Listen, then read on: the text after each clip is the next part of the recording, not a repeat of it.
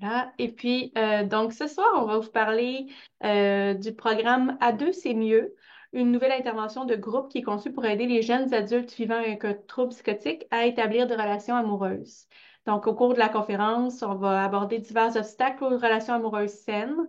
On va aussi expliquer comment cette intervention de groupe peut contribuer à les surmonter pour permettre l'épanouissement dans la sphère amoureuse et intime des jeunes adultes vivant avec un trouble comme la schizophrénie. Notre conférencier de ce soir, c'est un étudiant au doctorat en psychologie. Il est à l'Université de Montréal sous la direction de Dr. Tania Lecomte, qu'on connaît bien du laboratoire L'Espoir. Il est également affilié en tant qu'étudiant membre au Centre de recherche interdisciplinaire sur les problèmes conjugaux et les agressions sexuelles et au Réseau canadien pour la recherche sur la schizophrénie et les psychoses. Donc, c'est vraiment une personne qui est toute désignée pour parler de ce sujet-là. Donc, sans plus tarder, ben, je te laisse la parole, Justin. Merci beaucoup, Tania. Je vais partager mon écran. Est-ce que tout le monde voit mon écran? Oui, super. Je vais juste tasser ça ici. Parfait. Bonjour tout le monde. Je m'appelle Justin Lamontagne. Puis aujourd'hui, en fait, je vais vous présenter une nouvelle intervention pour aider les jeunes adultes qui ont un trouble psychotique à développer des relations amoureuses. Avant tout, là, j'aimerais remercier tout le monde là, qui prend le temps de venir m'écouter pour cette conférence.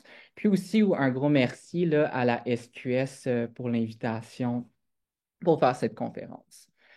Donc, juste un petit plan de la présentation, donc à quoi ça va ressembler la conférence. Donc, d'abord, la première partie, il va y avoir bien sûr une introduction, une introduction de moi-même et aussi de mon laboratoire. Puis, on va discuter ensemble un peu des bienfaits d'une relation amoureuse, aussi comment on peut intégrer les relations amoureuses dans le rétablissement. Puis aussi, je vais décrire un peu la démarche qui nous a amené à concevoir l'intervention de groupe. La dernière partie, on va vraiment discuter du contenu des séances de l'intervention. Donc, on va vraiment faire un survol, un peu voir ben, à quoi ça ressemble les différentes séances, c'est quoi les thèmes qui sont discutés dans le groupe, c'est quoi les exercices qui sont proposés et tout ça. Donc, on va quand même faire un survol assez bref de l'intervention de groupe pour que vous puissiez avoir un échantillon de à quoi ça ressemble. Donc, je vais faire une petite courte présentation de moi-même là, en quelques secondes, puis aussi expliquer un petit peu ce qui m'a amené à travailler dans le cadre de ma thèse sur l'intervention de groupe. Je suis étudiant au doctorat en psychologie clinique à l'Université de Montréal. J'ai d'abord complété un baccalauréat en psychologie aussi à l'Université de Montréal avec cheminement en heures. Puis, c'est vraiment à travers mon baccalauréat que j'ai aussi travaillé dans plusieurs ressources en santé mentale auprès de personnes avec un trouble psychotique. Puis c'est vraiment à travers mes contacts avec ces clientèles que j'ai en fait eu de nombreux témoignages de mes clients sur leur solitude, à quel point ils se sentaient seuls, puis aussi leurs difficultés à rencontrer des nouvelles personnes pour faire des rencontres amoureuses, puis à savoir comment agir pour développer une relation amoureuse. Puis c'est certain qu'en tant qu'intervenant, ben d'abord, on ressent un certain sentiment d'impuissance, mais aussi, ça m'a vraiment motivé à poursuivre, dans le cadre de ma thèse doctorale, ben, à m'intéresser sur la psychose et les relations amoureuses, mais aussi à ben, comment on peut aider cette population à établir des relations amoureuses. Donc, c'était ma petite introduction de moi-même.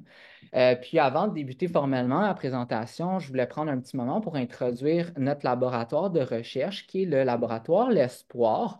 Donc, l'objectif de notre labo, c'est d'améliorer les traitements puis aussi les services qui sont offerts aux personnes qui ont un trouble mental grave, qui inclut trouble psychotique, trouble bipolaire, dépression, etc. Puis aussi, on veut viser à réduire la stigmatisation qui sont associées aux troubles, que ce soit à travers nos travaux de recherche, mais aussi à travers le transfert de connaissances, des conférences comme je fais actuellement ici. La directrice de notre laboratoire, c'est Dr. Tania Lecomte, qui a conçu de nombreux programmes d'intervention pour aider les personnes qui ont un trouble psychotique, dont entre autres l'intervention de groupe sur les relations amoureuses que je vous présente aujourd'hui. Et pour vraiment nous suivre, là, si ce n'est pas déjà fait, vous pouvez nous suivre sur les réseaux sociaux, Facebook, Instagram, puis aussi on a notre site internet, l'espoir.ca. Donc, vous avez juste besoin d'écrire sur la barre de recherche sur Facebook ou Instagram, Laboratoire Espace L'Espoir. Puis nous suivre si ça vous intéresse ce qu'on fait. Donc, c'était mon seul coup de pub de, de la conférence. Aucune inquiétude là-dessus. Pour débuter la présentation, je voulais vous proposer un petit exercice de réflexion. J'aimerais que vous imaginez soit une situation où vous-même, vous avez rencontré votre conjointe, votre chum, blonde, ou bien des personnes en couple que vous connaissez. Puis j'aimerais en fait que vous réfléchissiez aux effets que ça a eu sur vous-même de partager votre vie avec une autre personne, ou bien si vous n'avez jamais vécu une relation de couple, ben, qu'est-ce que ça pourrait avoir comme effet sur moi-même d'entamer une relation de couple? Au moment où vous avez rencontré votre partenaire amoureux, vous êtes peut-être senti moins seul, vous avez peut-être ressenti plus heureux, donc plus de bonheur. Peut-être aussi vous avez ressenti un certain soutien émotionnel de la part de l'autre personne, donc une personne avec qui je peux avoir confiance puis me partager. Donc, globalement, peut-être que vous avez ressenti des effets positifs d'entamer une relation amoureuse. Puis, notre intuition selon laquelle développer une relation peut être bénéfique pour la personne, ben, corrobore quand même avec ce qu'on retrouve dans les études scientifiques. Donc, en fait, les jeunes adultes qui ont un partenaire amoureux ont tendance à avoir une satisfaction de vie et un bien-être qui est plus élevé. Puis aussi, les jeunes adultes qui sont en couple ils ont moins de risques, en fait, de faire l'abus de substances, que ce soit alcool, drogue.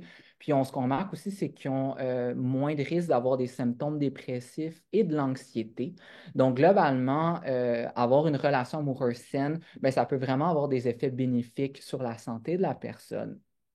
Aussi, on en parle beaucoup depuis les dernières années, entre autres en raison de la pandémie de la COVID-19, mais c'est la solitude, puis aussi les effets que ça peut avoir sur la solitude. Ce qu'on remarque aussi dans les recherches, c'est que les jeunes adultes en couple rapportent en général de plus faibles niveaux de solitude.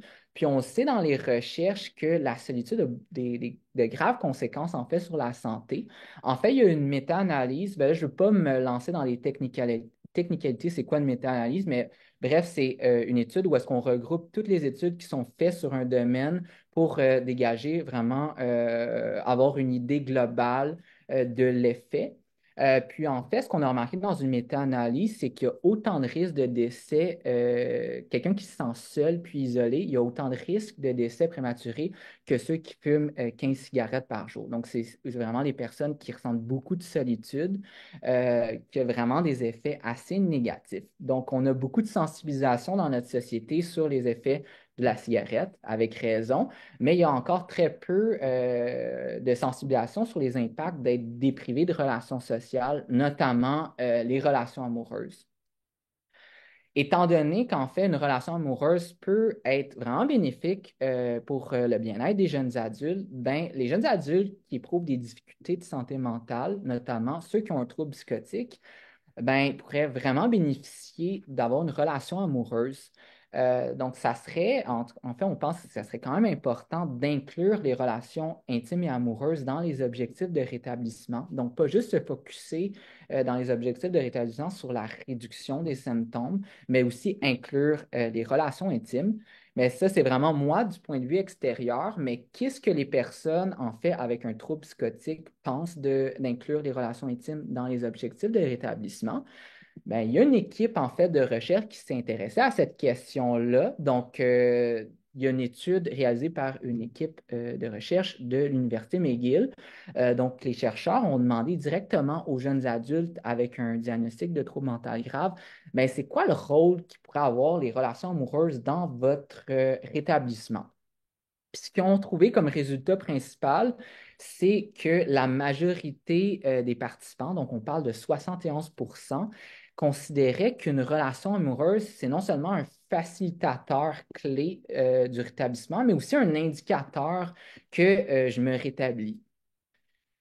Ce qu'on remarque par contre, c'est que parmi les jeunes adultes qui ont un trouble psychotique, c'est 79% environ 79% qui sont célibataires, alors que c'est environ 83% qui souhaiteraient développer une relation amoureuse. Donc, ce qu'on remarque, c'est qu'il y a vraiment un écart important entre, de un, le besoin de développer une relation amoureuse, puis ceux et celles qui ont véritablement un partenaire amoureux, puis ils partagent leur vie avec une autre personne. Donc, ça serait important de se questionner, ben, comment les professionnels, étant donné cet écart-là, ben, comment les professionnels de la santé, qui sont les personnes qui accompagnent leurs patients, ben, adressent cette problématique-là ben, avec leurs clients. Puis de se questionner aussi, est-ce qu'il y a un certain accompagnement de la part des intervenants dans les sphères amoureuses et sexuelles avec leurs clients?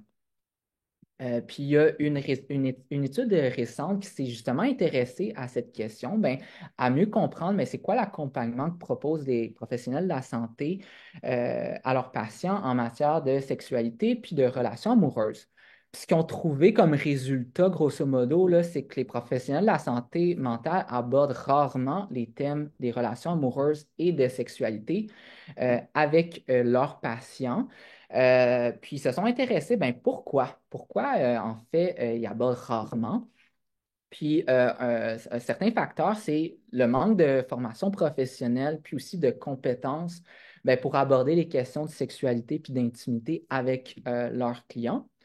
Il y a aussi, ben, bien sûr, étant donné que la sexualité peut être un sujet qui est tabou, ben, un inconfort à discuter de sexualité puis d'intimité avec leurs patients.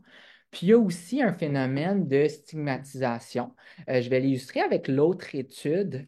Donc, il y a vraiment une autre étude qui a remarqué que 90% des personnes avec un trouble psychotique ont reconnu qu'ils avaient un certain besoin dans le domaine de l'expression sexuelle, tandis que c'est seulement 10% des professionnels de la santé qui pensaient que c'était le cas. Donc, on peut interpréter ces résultats-là dans le phénomène qui peut être la stigmatisation, c'est l'idée d'attribuer une étiquette sur le trouble psychotique, ben, parce que la personne a un diagnostic de schizophrénie ou un autre trouble psychotique, ben, forcément, il n'est pas intéressé à développer des relations sexuelles ou bien c'est quelque chose qui ne l'intéresse pas, alors que c'est vraiment une attitude stigmatisante puis qui n'aide pas au rétablissement des personnes qui ont un trouble psychotique. Étant donné vraiment le fort besoin de développer des relations amoureuses chez les jeunes adultes qui ont un trouble psychotique, puis qui est souvent insatisfait, qui est combiné vraiment au manque d'outils chez les professionnels de la santé puis les intervenants en santé mentale, en fait, on a eu certaines sollicitations de la part de certaines cliniques externes de Montréal qui ont demandé à notre équipe de recherche, ben, est-ce qu'il y aurait un moyen de créer un programme, une intervention pour cette population, pour les aider à établir des relations amoureuses, puis dans cette sphère de fonctionnement-là. Donc, notre première étape, en fait, dans la démarche de concevoir l'intervention, ben, c'est la demande, la sollicitation de la part de certaines cliniques externes. Ensuite, ben, avant de créer un programme, ben, c'est important en fait d'aller vérifier ben, est-ce qu'il existe déjà des interventions pour aider en fait cette population-là à développer des relations amoureuses. Donc, on est allé voir en fait dans les recherches s'il y a déjà une intervention qui a été faite. Ce qu'on a trouvé en fait, c'est qu'il y a seulement une intervention qui a été créée à la fin des années 90. En fait, c'est l'équipe de Liberman qui ont mis en place un programme de groupe qui est axé sur l'entraînement aux habiletés sociales pour pouvoir aider les individus psychotiques à acquérir des compétences dans les sphères amoureuses et sexuelles. Par contre, donc, il y a un programme qui existe, mais on a remarqué plusieurs lacunes. Donc, entre autres, une des lacunes les plus importantes, c'est que cette intervention-là faisait la promotion de l'abstinence, alors que ben, la sexualité, c'est une sphère qui est vraiment importante chez l'être humain et chez les jeunes adultes. Donc peut-être que l'intervention, justement, n'était pas, étant donné qu'elle a été créée dans les années 90, n'était pas vraiment représentatif de la réalité puis de ce qu'on connaît en fait dans la réalité socio-culturelle des années 2020. Donc, il y avait quand même un certain manque et des lacunes dans le programme qui était déjà existant. Donc, déjà, on a vu ça, l'idée de l'importance de combler ce manque en créant une intervention. Avant, toutefois, de créer un programme, ben, c'est super important de se baser sur des données scientifiques, puis se baser en fait sur les recherches. Donc, de ne pas nécessairement créer une intervention basée sur nos propres expériences. Donc, ce qu'on a fait, c'est qu'on est allé examiner dans la littérature scientifique les recherches qui ont été faites sur les obstacles, les défis chez les jeunes adultes qui ont un trouble psychotique dans le domaine des relations amoureuses et de la sexualité. Puis aussi, notre laboratoire de recherche, on a conduit nos propres recherches pour s'intéresser à ces questions-là. Donc, on a conduit une première étude qui visait à identifier en fait les principaux obstacles chez les jeunes adultes célibataires qui ont un trouble psychotique. Donc, ce qu'on a fait, c'est qu'on a recruté trois groupes. On a recruté d'abord le premier groupe, c'est des jeunes adultes qui ont un trouble psychotique puis célibataires. Ensuite, un groupe de jeunes adultes célibataires de la population générale. Puis ensuite, un groupe de jeunes adultes de la population générale en couple. Donc, on a essayé de comparer ces trois groupes-là sur le fonctionnement amoureux et sexuel. Puis ce qu'on a trouvé, c'est que les jeunes adultes avec un trouble psychotique célibataire rapportaient moins de compétences en matière d'intimité puis de comportement intime que les jeunes adultes en couple. Donc, ce qu'on marque, c'est un petit peu plus difficile pour les jeunes adultes célibataires avec un trouble psychotique à savoir comment agir lors de dates, dans des relations amoureuses, comment communiquer à un potentiel partenaire amoureux, etc. Puis moins de comportements intimes, c'est-à-dire de dates, de relations sexuelles, etc.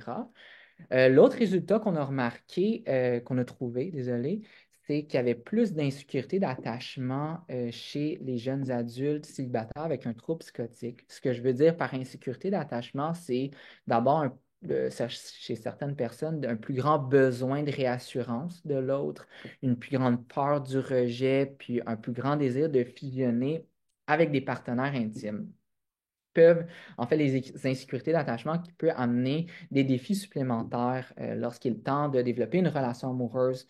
Euh, donc voilà. Ensuite, on a conduit une deuxième étude qui visait à mieux comprendre ben, c'est quoi les facteurs qui nuisent au développement puis au maintien des relations amoureuses chez les chez les jeunes hommes psychotiques. Puis ce qu'on a trouvé, en fait, donc on a conduit des entrevues avec des jeunes hommes psychotiques. Puis ce qu'on a trouvé comme premier résultat, ben, c'est des déficits métacognitifs. Donc, déficit métacognitif, c'est la capacité à d'abord comprendre ses émotions, ses états internes, mais aussi de comprendre les pensées, les émotions chez l'autre personne, de vraiment émettre des hypothèses sur comment l'autre doit se sentir. Puis, c'est une capacité qui est super importante lorsqu'il est temps de naviguer dans des relations complexes comme des relations amoureuses. Puis, on a remarqué un plus grand déficit chez cette population à ce niveau. Aussi, plus de difficultés de régulation émotionnelle, donc l'idée de contrôler ses émotions. Aussi, ce qu'on a trouvé comme résultat qui corrobore avec la première étude que je vous ai présentée, ben, c'est un défi au niveau de la gestion de la proximité, c'est-à-dire plus de crainte d'être rejeté par l'autre, puis aussi de fusionner lié à l'intimité amoureuse. Aussi, ce qu'on a remarqué, c'est plus de fragilité au niveau de l'estime de soi, donc globalement, plus faible estime de soi. Et aussi, un résultat important, ben, c'est plus de stigmatisation perçue, que la stigmatisation, c'est quand même un obstacle qui est important. Puis je voulais prendre un temps pour vraiment en discuter dans cette présentation. Donc, ce qu'on voit dans la société, c'est qu'il y a beaucoup de stigmatisation des problèmes de santé mentale. Donc, de manière générale, dans les contenus médiatiques, dans les films, dans les médias sociaux, on voit beaucoup de stigmatisation justement des problèmes de santé mentale. Donc, par exemple, il y a une étude qui a été faite par un chercheur qui s'est intéressé, ben, c'est quoi en fait les stigmas qu'on peut voir dans les films, en fait. Puis, dans le fond, il a pris un total de 42 films qui illustraient des personnages qui avaient un diagnostic de schizophrénie. Puis, il a vraiment analysé les films. Ce qu'il a trouvé comme résultat, c'est qu'une majorité, donc on parle de 83% des personnages dans les films, ont manifesté des comportements dangereux ou violents envers les autres. Et près de, en fait, environ un tiers des personnages qui ont été violents ont adopté un comportement homicide, donc ils ont littéralement tué une autre personne. Puis ce qu'on remarque, en fait, dans la réalité, c'est que les études démontrent que les personnes qui ont un trouble psychotique commettent pas plus de crimes violents que la population générale. Donc, tout ça, le contenu médiatique, je donnais un exemple de violence qu'on peut voir dans les films puis qu'on associe la violence à la schizophrénie, ben, ça peut avoir vraiment un impact sur la société en général qui va consulter les films, les médias, etc. Donc, il peut y avoir vraiment un phénomène de stigmatisation que monsieur, madame, tout le monde peuvent se dire à force de regarder du contenu comme ça, ben, les personnes qui ont un diagnostic de schizophrénie sont violentes et dangereuses. Puis là, où est-ce que je veux en venir, c'est qu'un phénomène qui peut se produire, c'est de l'autostigmatisation. C'est quoi l'autostigmatisation? Ben, c'est quand une personne qui a un trouble psychotique va intérioriser les stigmas, va les accepter, puis va adapter ses comportements envers les autres en conséquence. Donc, je donnais l'exemple de stigmatisation, monsieur, madame, tout le monde, qui vont dire, ah, les personnes qui ont un diagnostic de schizophrénie sont violentes et dangereuses. L'autostigmatisation, c'est la personne elle-même qui a un trouble psychotique qui va dire, ben, je suis dangereux à cause de mon diagnostic de schizophrénie. Je dois donc, ben, il va adapter ses comportements vis-à-vis des autres en conséquence du stigma. Je dois donc éviter les relations sociales. Donc, ça, c'est vraiment un exemple d'autostigmatisation, mais ça a vraiment un impact, en fait, sur les relations intimes. Donc, il y a vraiment des impacts négatifs de l'autostigmatisation chez les personnes qui ont un trouble psychotique à développer des relations amoureuses. Ce qu'on trouve dans les recherches, c'est qu'il y a une plus grande crainte de révéler le diagnostic psychiatrique à un éventuel partenaire amoureux. Souvent, peut y avoir chez certains ben, la peur que l'autre ait une réaction négative à l'idée d'entendre qu'il y a un diagnostic. Donc, chez certains, la peur d'être abandonné. Puis, ce qu'on voit dans les recherches, c'est plusieurs personnes qui ont un trouble psychotique ben, se demandent ben, c'est quand, puis c'est comment je fais pour dévoiler en fait mon diagnostic à mon partenaire amoureux ou à un potentiel partenaire amoureux. Ce qu'on voit aussi, c'est chez ceux qui rapportent plus d'autostigmatisation, c'est qu'ils vont avoir tendance à se percevoir comme moins attirants ou désirables en tant que partenaire amoureux en raison de leur diagnostic. Il y a aussi un impact dans la sphère de la sexualité. Donc, il y a plus, ce qu'on remarque, c'est qu'il y a un risque qui est plus élevé de s'engager dans des activités sexuelles non protégées. Il y en a aussi qui vont rapporter de l'autostigmatisation, qui vont juste littéralement renoncer à avoir une vie sexuelle ou amoureuse en raison de leur diagnostic, alors que profondément, ils souhaiteraient réellement développer une relation amoureuse. Donc, après avoir vraiment fait des recherches, avoir lu dans la littérature scientifique qu'est-ce qui a été fait, c'est quoi les défis principaux chez cette population à développer des relations amoureuses, ben, notre équipe de recherche, on a conçu le programme. Donc, on a que proposé différents thèmes sur les relations amoureuses, encore une fois, comme je le dis, en se basant sur les études antérieures. Puis il y a vraiment eu plusieurs étapes. Donc, avant de concevoir officiellement le programme et que c'est officiel, on a envoyé le programme en fait à des intervenants en santé mentale pour avoir leur rétroaction, donc leur feedback.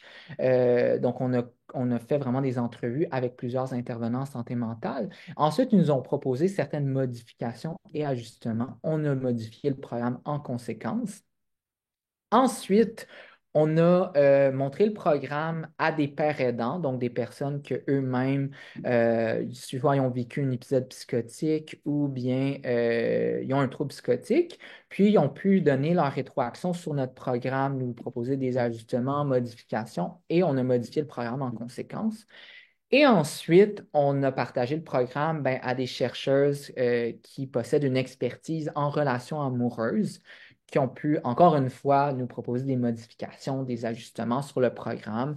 Donc là, je le résume en quelques phrases, mais ça a quand même pris plusieurs étapes de back and forth avec différents groupes, différents acteurs pour modifier le programme, puis qu'on ait vraiment un programme, une intervention de groupe qui est vraiment adaptée pour cette population au niveau des relations amoureuses.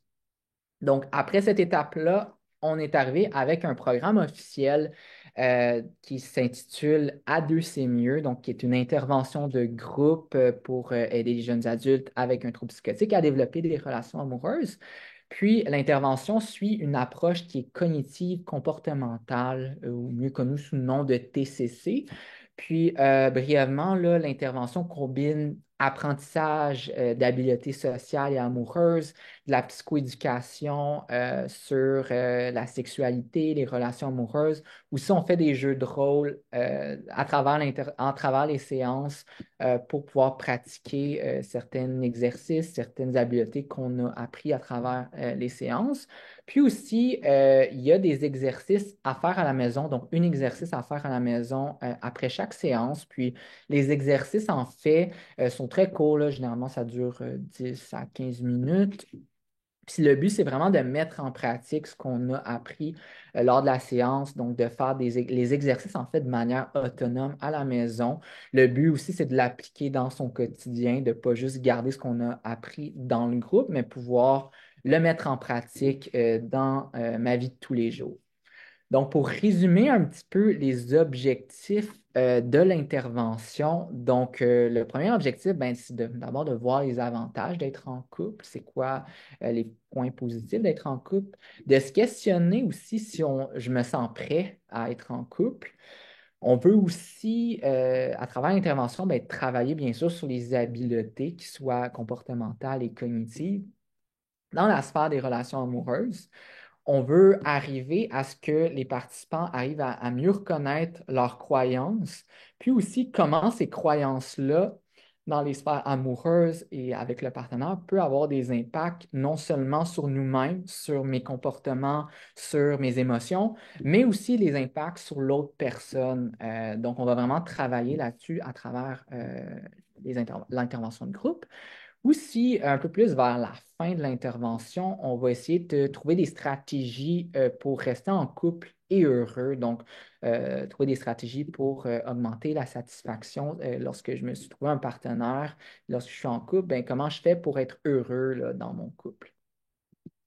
Comme j'ai dit, c'est une intervention de groupe. Donc, c'est un groupe qui est composé de 6 à 8 participants. Donc, maximum 8 participants. On se place généralement en groupe.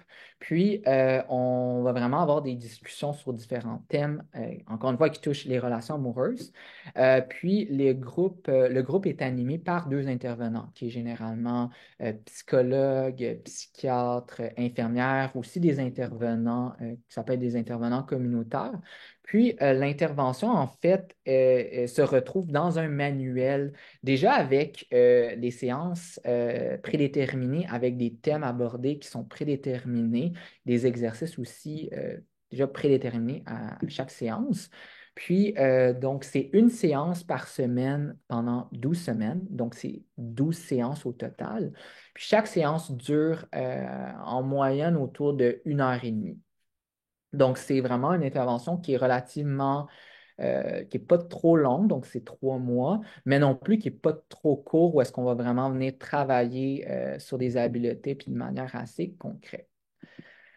Ben là, vraiment, j'ai montré un petit peu toute la démarche, puis basée sur des données scientifiques et tout ça, mais c'est important de savoir, ben, est-ce que l'intervention à deux, c'est mieux? Est-ce qu'il est réellement efficace? Puis aussi, est-ce que c'est bien perçu par les utilisateurs, ceux qui vont participer à l'intervention?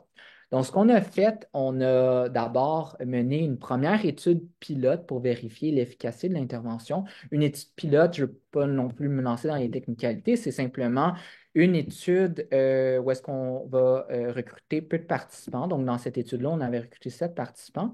Puis c'est le but, là, c'est de vraiment mener une étude rapidement pour vérifier, ben, est-ce qu'il y a des résultats prometteurs? Puis, on a retrouvé, évidemment, il y a des résultats prometteurs qui ont été démontrés. Ce qu'on a trouvé, c'est une amélioration du fonctionnement social et amoureux chez les participants après qu'ils aient participé à l'intervention. Étant donné qu'on a trouvé des résultats prometteurs, on a conduit une deuxième étude de plus grande envergure ben, pour vérifier l'efficacité de l'intervention de groupe à deux, c'est mieux. Euh, on a recruté en fait 27 jeunes hommes hétérosexuels qui ont participé à l'intervention de groupe. Donc, autant des groupes en France qu'au Canada. Ben, en fait, au Canada, c'était seulement des groupes à Montréal. On a collecté plusieurs mesures auprès des participants avant et après l'intervention de groupe. Encore une fois, je ne veux pas me lancer trop dans les détails. Si jamais vous avez des questions sur la méthodologie, on pourra en discuter à la période de questions. Ça va me faire plaisir de répondre. Mais on a collecté vraiment des mesures sur différentes variables comme les symptômes psychologiques, fonctionnement amoureux et sexuel, la fréquence des rencontres amoureuses, puis de savoir si les participants sont devenus en couple après l'intervention. Donc, vraiment dans un but de voir, ben, est-ce qu'on voit un changement chez les participants avant comparativement à après avoir participé dans l'intervention?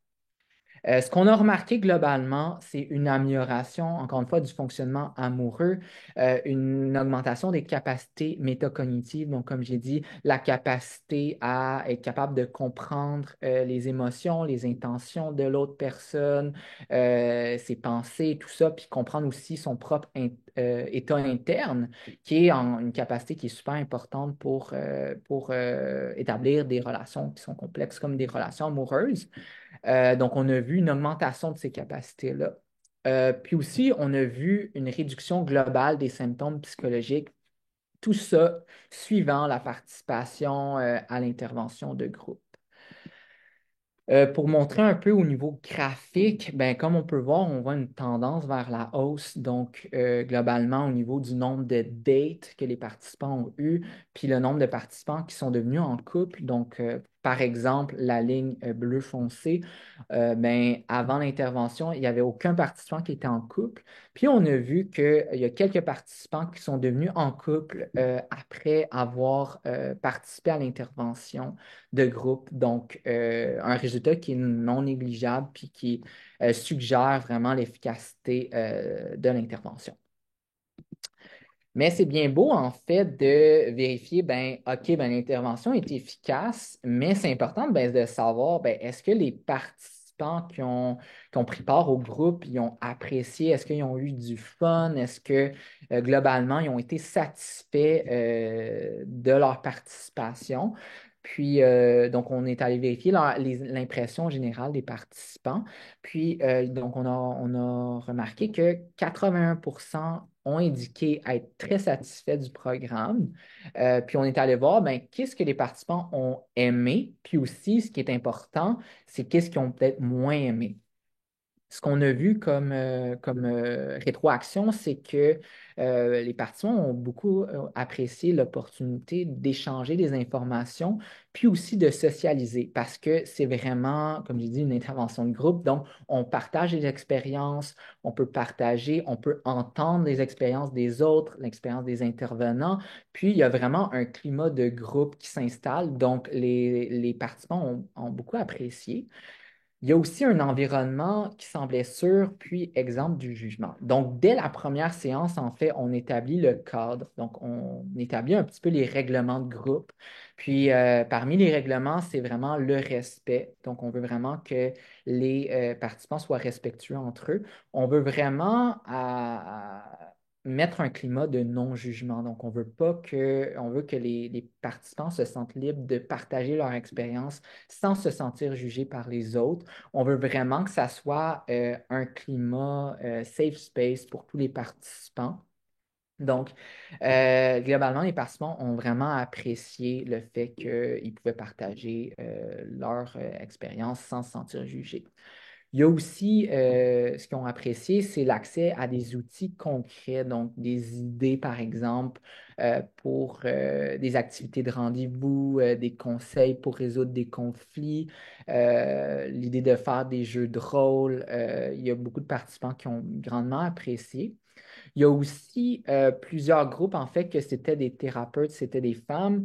Puis, comme j'ai dit, c'était les groupes qu'on a fait, c'était seulement des hommes hétéros qui ont participé au groupe. Donc, il y en a plusieurs qui ont vraiment apprécié, en fait, avoir accès à des perspectives féminines, étant donné que les thérapeutes, c'était des femmes. Donc, avoir un peu leur impression et tout ça. Toutefois, puis je pense que c'est important d'être transparent, ben, il y a des aspects qui ont moins été aimés de l'intervention. Donc, je pense que c'est important aussi de les partager. D'abord, pour certains participants, le nombre de jeux de rôle, ils ont moins apprécié. Ben, les jeux de rôle, ben, ça peut être stressant pour certains. Je tiens toutefois à souligner qu'on ne va jamais forcer un participant de faire un jeu de rôle. On ne va jamais même forcer un participant de partager une expérience ou de partager quelque chose qui ne se sent pas à l'aise. Donc, on veut vraiment que tout le monde se sente confortable et libre.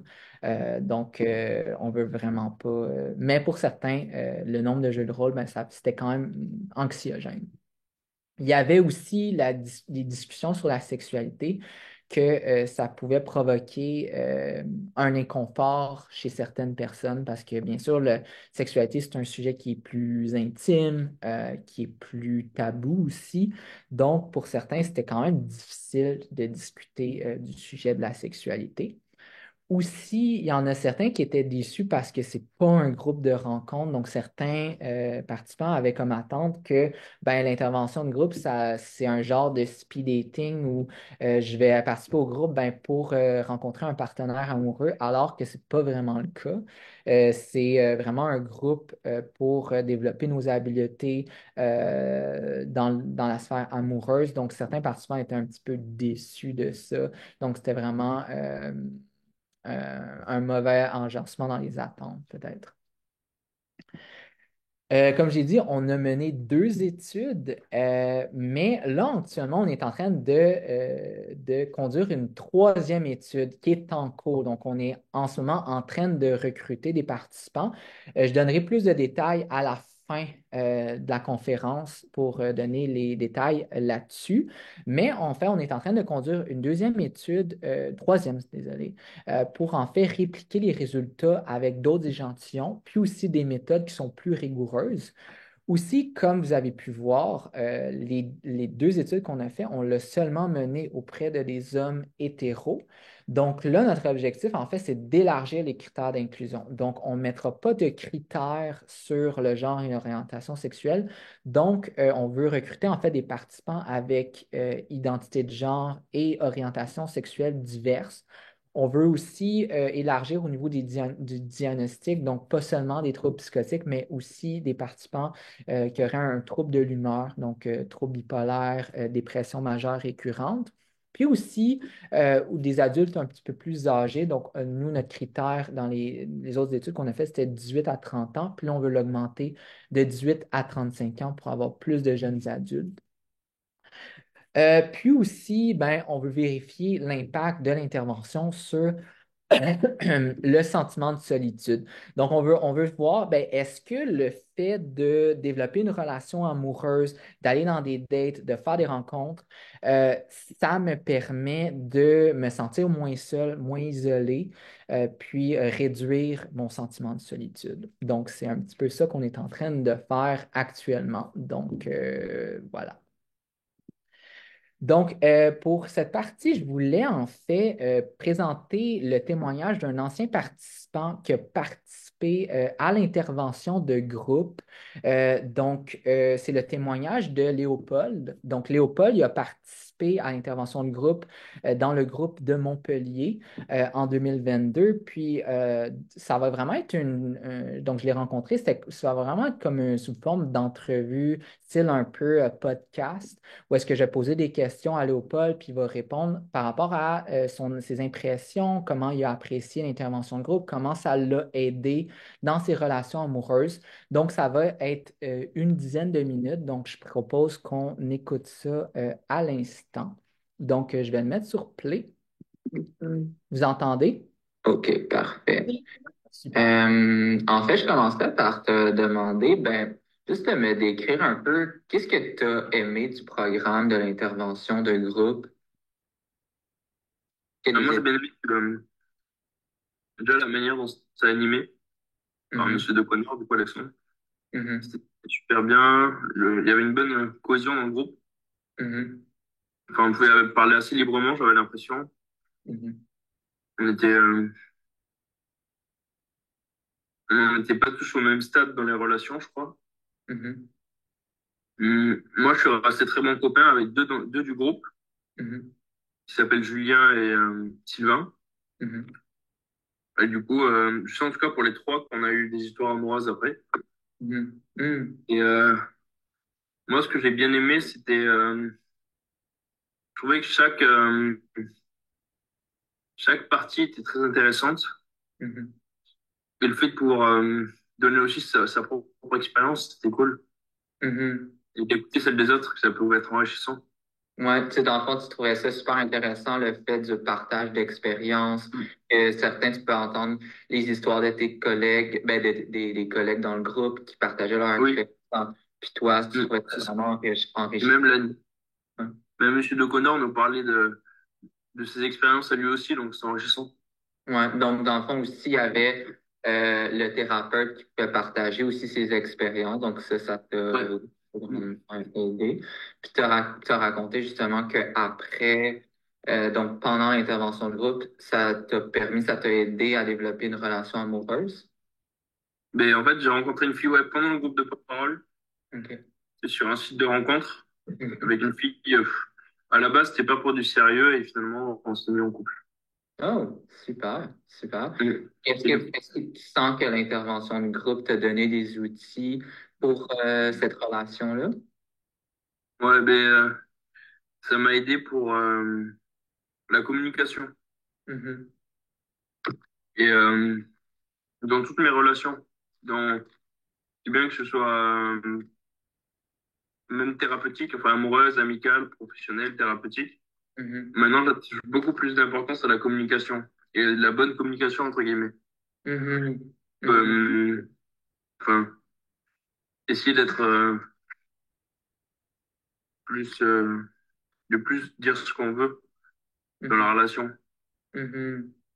Et du coup, de aussi ajuster quand il y a des trucs qui vont pas, que des fois, à une époque, j'avais tendance à rompre quand il y avait un truc qui allait pas. Mhm. En fait, maintenant, j'en parle et des fois, la relation est encore plus forte après, quoi. Enfin, plus positive parce qu'on Mhm. a retrouvé Mhm. un équilibre. Ouais, donc ce que j'entends, c'est que ce que tu me dis, c'est que avec l'intervention de groupe, tu as appris à justement peut-être communiquer un peu mieux tes besoins dans les relations. C'est ça, à Euh, communiquer, ouais. ouais. Puis avant, tu avais tendance peut-être un peu plus à te couper quand, mettons, il y avait C'est soit ça. des malentendus ou des désaccords. Ouais. Exactement, ouais. Ouais. Cool. Puis est-ce qu'il y avait d'autres aspects que tu avais particulièrement appréciés du groupe? Euh, il y avait ça, la base de la communication. Il y avait les trucs sur la séduction un peu. Mhm. Sur comment aborder une fille, quel type de compliments étaient les mieux, entre guillemets. Mhm. Et euh, on avait aussi je crois qu'on avait parlé de la rupture. Je crois qu'il y avait un truc sur la rupture. Mhm. Et du coup, à une époque, en fait, moi, j'ai eu pas mal de relations avec des filles. Mhm. Et en fait, j'avais toujours du mal à rompre, Mhm. comme un peu tout le monde. Mais moi, c'était vraiment, je pouvais passer 2 mois avec la personne et j'avais plus envie de la voir, quoi. Mhm. Et du coup, là, j'ai eu, en fait, à un moment, je voyais deux filles en même temps. J'étais tous les deux au courant. Mhm. Du coup, la première m'a dit qu'on arrêtait parce qu'elle avait pas de sentiments et du coup, voilà, quoi. En fait, Mhm. la deuxième, c'était pas net. Il y avait des trucs un peu bizarres avec elle. Et Mhm. en fait, le lendemain, je suis arrivé à rentrer avec elle. Mhm. Donc, c'était cool Ouais. d'arriver à... Et puis, je pense que je suis arrivé à trouver les mots justes. Mhm. Après, elle m'a même demandé pourquoi je préférais rompre. Et du coup, je lui ai expliqué Mhm. en douceur et en étant honnête, ça a marché. Donc, c'est ça, le groupe t'a vraiment aidé à peut-être mieux Ouais, communiquer, à peut-être c'est mieux clair. aussi te connecter avec ton ressenti, qu'est-ce que tu sens, puis Ça comment. veut dire de la bonne manière aussi. Hein? Et le dire de la bonne manière aussi. Ouais, exactement, pour que ça soit le plus doux possible pour l'autre personne, que ça soit possible. Exactement. Peut-être moi, je me demandais, est-ce que à travers l'intervention, parce que tu me parles de la communication, est-ce qu'il y a des outils ou des conseils pratiques que tu as acquis à travers l'intervention que tu continues à appliquer dans ta vie quotidienne? Peut-être plus me parler, me donner des exemples de peut-être de techniques, d'outils que tu as appris dans un groupe que tu appliques toujours aujourd'hui. Mais là, on en a parlé, mais je me suis pas assez penché dessus. C'est la technique Jeep. OK. Je sais pas si vous voyez ce que c'est. Non, peux-tu m'en parler, justement, comment Et tu... la technique Jeep, faut pas utiliser le tu, faut parler juste de ses sentiments, de ses émotions. En fait, du coup, on rentre jamais dans le conflit. Mhm, Et quand quelqu'un, on peut, par exemple, on dit à quelqu'un qu'il a mal agi, là, tu as mal agi, mais on rentre dans le conflit. C'est le tu. En fait, et du coup, l'autre, il peut rebondir et tout, ça peut être un conflit. En fait, quand on parle de ses émotions, l'autre, il peut pas dire c'est pas vrai. Que mhm, c'est toi qui parles de tes sentiments. Et du coup, mhm. là, tu le prends un peu bouche bée, entre guillemets. Et est-ce qu'il y a des éléments du groupe, c'est quoi, mettons, des éléments du groupe que tu as particulièrement été satisfait, que tu as particulièrement le plus apprécié, du moins? Le plus apprécié. Ouais. Moi, j'ai vraiment bien tout aimé. Je trouvais que tout était proposé dans un ordre précis. Et on parlait, on avait donné l'idée aussi à Monsieur De Connor qui devait vous retransmettre l'information, je crois. En fait, on avait des témoignages contre garçons. Mhm, Et du coup, on se disait que ce serait bien d'avoir des. Au début, on avait pensé que ce serait bien d'avoir un groupe mélangé filles et garçons. mhm, En fait, Monsieur De Connor nous disait que ce serait peut-être qu'on serait mal à l'aise de parler devant des filles, on n'oserait pas autant parler. mhm, Et nous, on se disait au début que ce serait cool et que pire les parties qui sont un peu gênantes, comme la sexualité, à parler devant les filles, on aurait pu le faire chacun de notre côté, faire deux groupes séparés. ouais. Mais moi, je pense que c'était mieux de le faire séparé Mhm, parce que c'est vrai qu'on n'aurait pas dit les mêmes choses devant les filles et on aurait même peut-être, je pense, de groupes qui auraient voulu draguer des filles et du coup qui n'auraient pas forcément dit exactement mhm, ce qu'ils voulaient, enfin ce qu'ils auraient voulu dire, mais et on avait pensé, du coup, en fait, quand il y a des témoignages intéressants, ça aurait été de les filmer ou de les enregistrer mhm, et de les faire écouter. Des témoignages de filles ou de gars aussi. mhm, Et mhm, comme ça aurait apporté comme s'il y avait des filles aussi dans le groupe. Que nous, sur la sexualité, on a un peu appris quand même, mais c'était pas, ça aurait été intéressant d'avoir des points de vue, entre guillemets, féminins, quoi. ouais. Est-ce que moi, l'autre question qui me vient, admettons une personne qui souhaite développer des relations amoureuses ou intimes, est-ce que tu recommanderais cette intervention? Ouais. Mais même, enfin, c'était un groupe de parole spécialement pour les personnes qui souffrent de schizophrénie. Mhm. Et j'en ai parlé dans un témoignage d'ailleurs que j'ai fait pour le congrès du rétablissement en Occitanie. Et je leur ai dit que, en fait, c'est un groupe qui pourrait aider n'importe qui, pas que les personnes qui souffrent de schizophrénie. J'ai plein de potes qui n'ont pas la moindre maladie et ils galèrent avec leurs partenaires, quoi. Mhm. Fait que tu trouves que ça va vraiment au-delà, ça pourrait aider vraiment. Oui, c'est clair. Ben, en fait, quand on parlait dans le groupe, on se sentait pas forcément malade, en fait. C'est pas Mhm. comme j'avais fait un autre groupe de parole où on parlait de la maladie, des symptômes et tout, Mhm. où là, on pouvait sentir qu'on était, c'est vraiment par rapport à la maladie. Mhm. La relation amoureuse, c'est un truc qui peut arriver pour tout le monde. Mhm. Puis ça, c'est quelque chose que tu as apprécié, justement, que dans le groupe, on n'abordait pas nécessairement La maladie, la maladie. C'est quelque chose qui était normalisant. c'est ça, ouais, comme si on était les êtres humains normaux, quoi, qu'il n'y avait pas l'option de la maladie, quoi. Mhm. Ouais. Mm. D'un part, tu m'avais parlé de la communication, le sentiment d'être libre dans les discussions, dans le groupe. Est-ce qu'il y avait autre chose que tu aimerais ajouter ou... Non, je crois que j'avais fait le tour. OK, super, je vais C'est arrêter. vraiment très enrichissant, bien animé. Mhm. Ça avait du sens. Mhm. Mm. Mhm. Non, non, pour moi, c'est nickel ce groupe de parole. Si c'était à refaire, je le referais plutôt 3 fois qu'une, quoi. Super. Ben, merci beaucoup, Léopold, pour ton témoignage. Avec plaisir. Mm. Donc, super.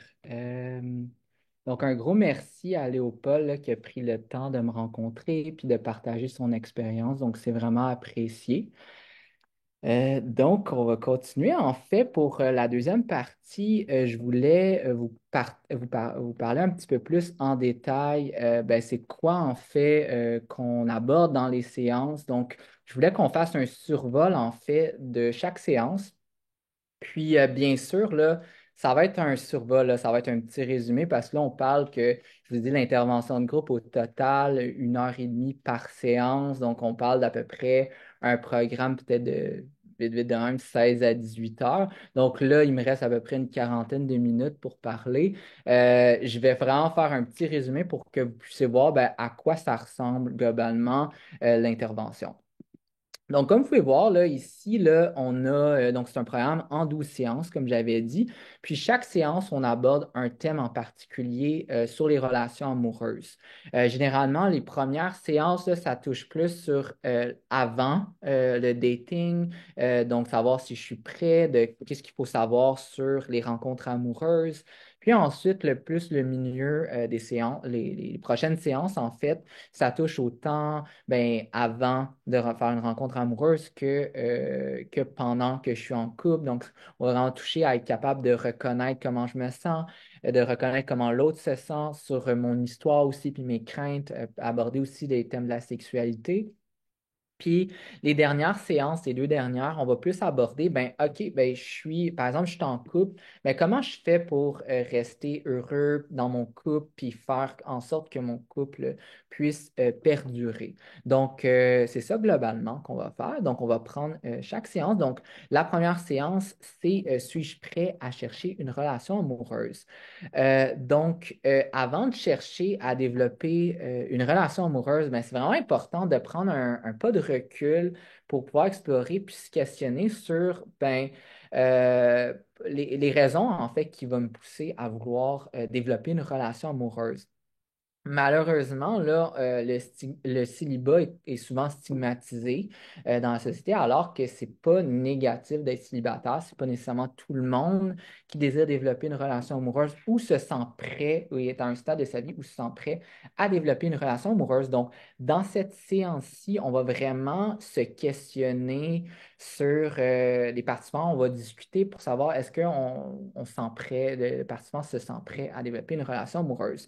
Donc, des exemples de sujets de discussion qu'on va avoir lors de cette séance, ben, c'est pourquoi être en couple, c'est important pour moi. Donc, pourquoi j'ai envie de développer une relation amoureuse.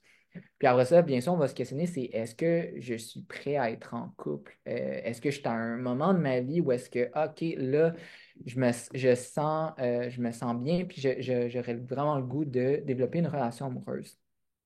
Puis ensuite, là, pour pouvoir avoir un pas de recul, puis se questionner, on va essayer de déterminer en gros, ben, c'est quoi les avantages, c'est quoi les inconvénients d'être en couple. C'est un petit peu ce à quoi on va discuter dans le groupe. Puis je vais essayer d'illustrer ici pourquoi c'est important de se questionner si je me sens prêt à être en couple, puis les raisons qui m'amènent à vouloir être en couple.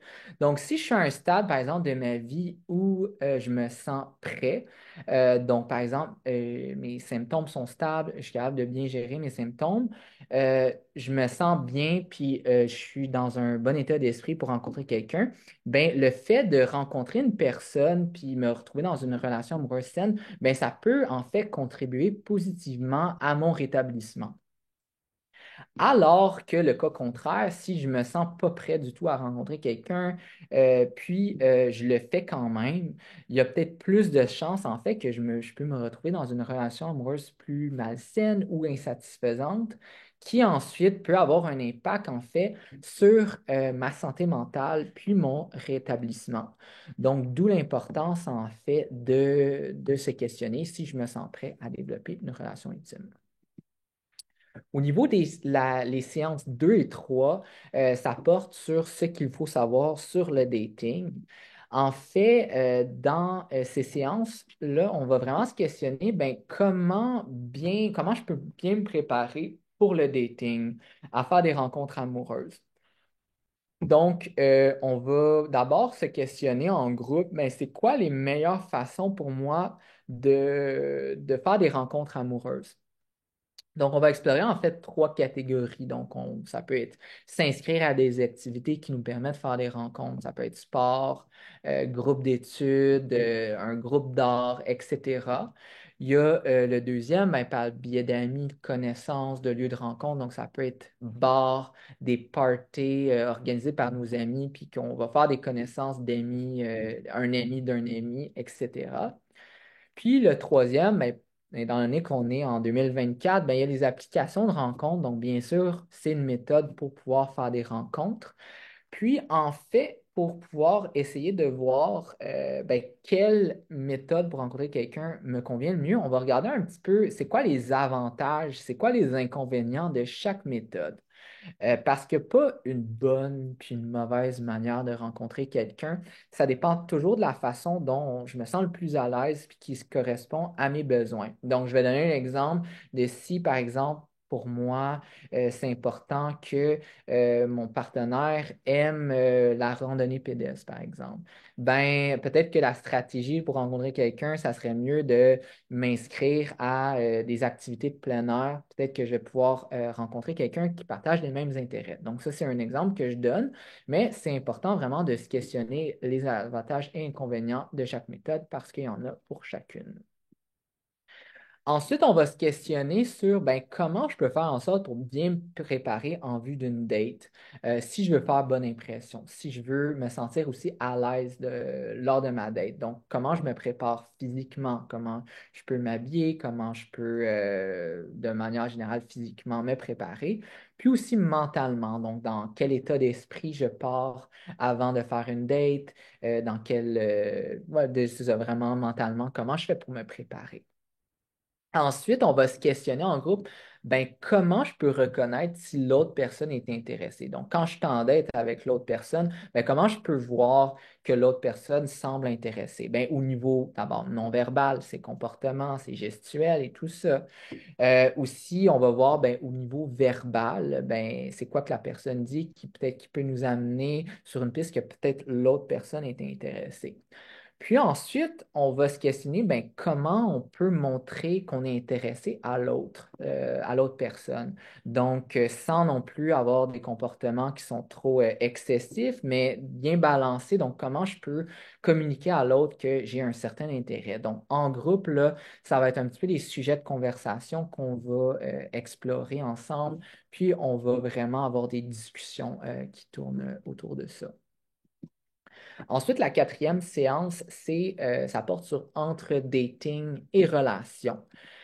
Donc, vraiment dans cette séance-là, on va essayer de discuter que ben, c'est pas parce que j'ai une première date avec quelqu'un ou même une deuxième, troisième date que c'est forcément que je suis obligé d'être en relation de couple avec la personne. Donc, on va vraiment se questionner d'abord. C'est quoi, qu'est-ce qui me convient réellement pour une autre personne? Est-ce que la personne, par exemple, que je suis en date, est-ce que la personne me convient réellement? Donc, on va vraiment explorer, ben, c'est quoi les caractéristiques, en fait, que je recherche chez une personne?